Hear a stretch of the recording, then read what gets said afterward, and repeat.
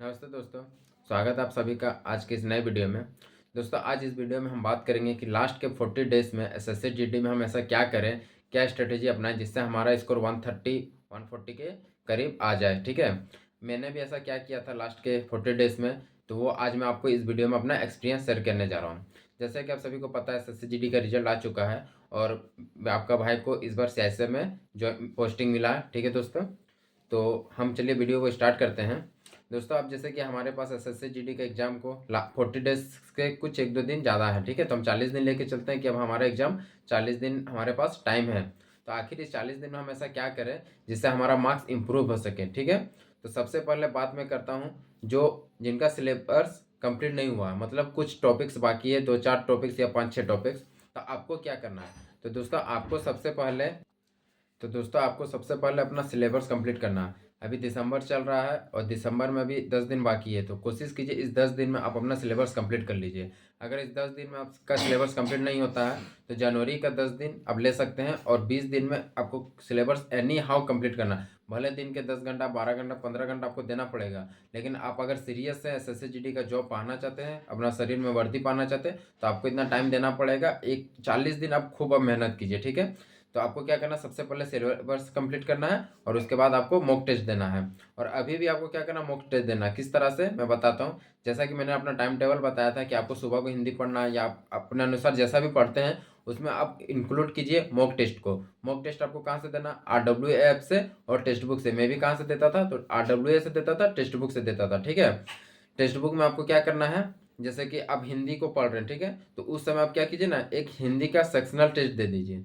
Sectional test मतलब जिसमें 20 question होंगे पूरे सारा टॉपिक मिला करके। तो उससे आपका क्या होगा, मान लीजिए आपका सिलेबस 15 चैप्टर, 10 चैप्टर आपका कंप्लीट है मान लीजिए हिंदी में मान लीजिए 7 चैप्टर कंप्लीट है, 3 चैप्टर नहीं कंप्लीट है। तो आप जब टेस्ट दीजिएगा ना तो आपको आइडिया होगा कि वो जो 7 चैप्टर कंप्लीट है क्या उससे मेरे मार्क्स आ रहे हैं कि नहीं आ रहे हैं, मुझे उसे फिर से पढ़ना है या क्या करना है। और जो जो नहीं आपका कंप्लीट है उसका भी आपको क्या होगा, इसमें इंप्रूवमेंट होगा। क्या इंप्रूवमेंट होगा, आपको आइडिया आएगा कि उस चैप्टर से कौन कौन सा क्वेश्चन आ रहा है। उस चैप्टर को पढ़ने से पहले आपका पास क्या होगा, क्वेश्चन उसका रेडी हो जाएगा, आपको याद हो जाएगा। मान लीजिए पर्यायवाची शब्द आपका छूटा हुआ है, तो डेली आप अगर टेस्ट दे रहे हैं, डेली 2 पर्यायवाची शब्द, 3 पर्यायवाची शब्द आप याद कीजिएगा, तो 40 दिन में सोचिए 120 पर्यायवाची शब्द हो जाएगा। ठीक है, तो इधर तो आप याद करना ही करना और टेस्ट के साथ आपका और क्या होगा, वो रिवाइज होता रहेगा। सबसे मेन है रिवाइज, रिवीजन बहुत जरूरी है। इसलिए आप सबसे जल्दी कोशिश कीजिए कि जितना जल्दी हो सके आप अपना सिलेबस को कंप्लीट करने का। ठीक है दोस्तों, अब जिनका सिलेबस कंप्लीट हो गया वो आखिरी के 40 दिन में क्या करें, तो आपको अब क्या करना है, आपको अब रिवाइज करना है। ठीक है,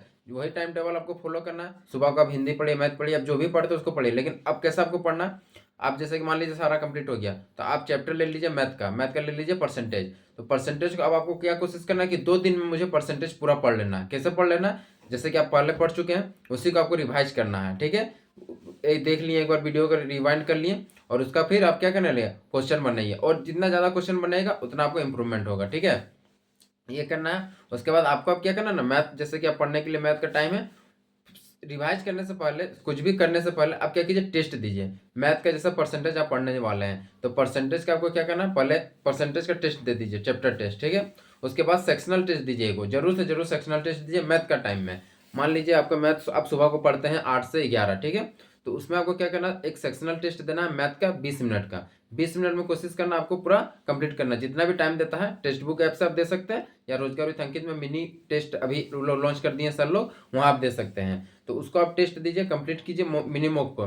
उसके बाद आप देखिए आपका कौन सा चैप्टर नहीं बना है, कौन सा चैप्टर का क्वेश्चन नहीं बना। मान लीजिए एवरेज का नहीं बना, एवरेज चैप्टर का नहीं बना, तो आप उस दिन क्या कीजिए, एवरेज को फिर से रिवाइज कीजिए, सारा वीडियो को फिर से एक बार देख लीजिए, या तो क्वेश्चन को उसको देख लीजिए, उसका क्वेश्चन को प्रैक्टिस कीजिए। उसके बाद आप अगला दिन जब दीजिएगा ना तो देखिएगा आपका एवरेज का क्वेश्चन नहीं बन जाएगा। ठीक है, इसी तरह आपको करना है। फिर जब आप हिंदी, मान लीजिए 3 घंटा सुबह का मैथ को दिए, जब आपका हिंदी का टाइम है तो हिंदी का एक सेक्शनल टेस्ट दीजिए। उसमें देखिए आपका कितना मार्क्स आ रहा, 15 आ रहा, 16 आ रहा, तो क्यों 15-16 आ रहा, क्या छूट रहा, कौन सा चैप्टर का छूट रहा, उसी चैप्टर को आप फिर उस दिन रिवाइज कीजिए। तो इस तरह से आपको रिवीजन करते रहना, रिवीजन बहुत जरूरी है। बिना रिवाइज नहीं कीजिएगा तो आपको लगेगा कि मेरा सारा कंप्लीट है लेकिन आपका मार्क्स नहीं आएगा, इसलिए रिवीजन करते रहिए।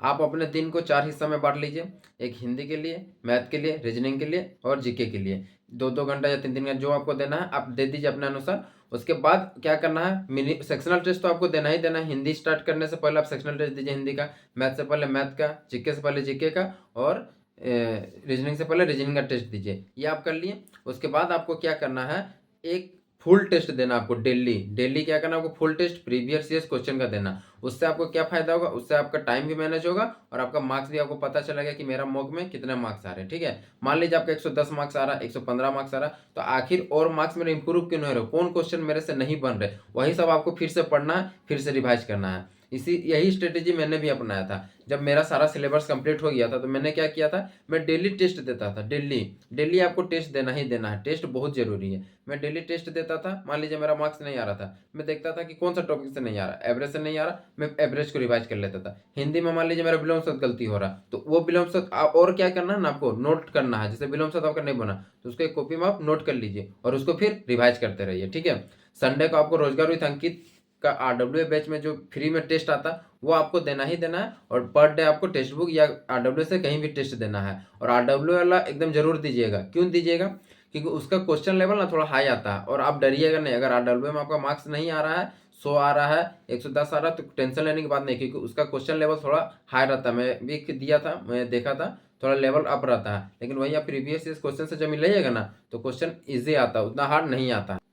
तो दोस्तों यही आपको करना है। जिनका सिलेबस कंप्लीट नहीं हुआ वो सबसे पहले अपना सिलेबस कंप्लीट कीजिए, और जिनका सिलेबस कंप्लीट हो गया है वो रिवाइज कीजिए, शुरू से फिर से स्टार्ट कीजिए नंबर सिस्टम से। नंबर सिस्टम को 2 दिन में कंप्लीट कर लीजिए। उसका क्वेश्चन को फिर से बनाइए। मान लीजिए आप आरडब्ल्यू ऐप से बनाए हैं क्वेश्चन को बुक से, तो उसको फिर से बनाइए और उसका फिर नंबर सिस्टम का टेस्ट दीजिए, फिर सेक्शनल टेस्ट दीजिए मैथ में, फिर से हिंदी जब पढ़ रहे तो इसी तरह से करना। अब आपको सिर्फ और सिर्फ टेस्ट देना, जितना ज़्यादा टेस्ट दीजिएगा उसका आपका उतना आपको बेनिफिट होगा। ठीक है, अब बताता हूँ मैं कि मंडे से मैं एक सीरीज लेके आऊँगा, वर्दी सीरीज। उसमें मैं क्या कराऊंगा, मैथ का चैप्टर वाइज, मैथ का, रीजनिंग का, हिंदी का, जीके का, सबका क्या करूंगा, चैप्टर वाइज में आपको 20 या 30 क्वेश्चन करवाऊंगा। ठीक है, जैसे मान लीजिए हम लोग मंडे को क्या किए, नंबर सिस्टम लाए, तो नंबर सिस्टम का मैं प्रीवियस ईयर्स क्वेश्चन का, जो प्रीवियस ईयर्स में पूछा और मोस्ट इंपॉर्टेंट जो हर साल पूछता है, उसका मैं 20 को क्वेश्चन लिख करके उसका सॉल्यूशन मैं आपको करवाऊंगा।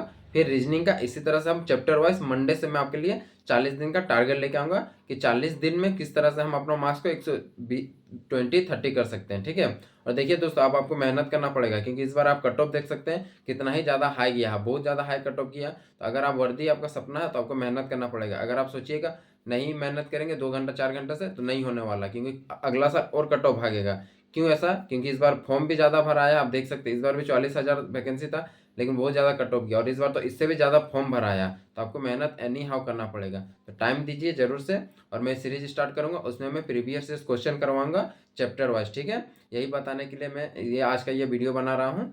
40 डेज का स्ट्रेटेजी भी मैं आपसे क्या करूँगा ना, सुबह को या रात को एक वीडियो बना के डाल दूंगा कि मंडे को जिसका सिलेबस कंप्लीट हो गया है वो अब क्या क्या करें, जिनका नहीं हुआ आप उसको फॉलो कर सकते हैं, या जिनका हो गया वो भी कर सकते हैं। कि हमें कंप्लीट हो गया तो मंडे को मुझे कौन कौन सा चैप्टर मैं दूंगा कि आपका टारगेट आज ये है, आपको ये कंप्लीट करना है, और मैं जो क्वेश्चन करवाऊंगा आपको वो करना है। हाँ, और एक चीज़, अब आप क्या कीजिए ना, जैसे कि आप मैथ पढ़ रहे हैं उस समय एक सेक्शनल टेस्ट दिए, और उसके साथ आपको वीडियो देखना है। ठीक है, किसका वीडियो देखना है, आरडब्ल्यू ऐप का।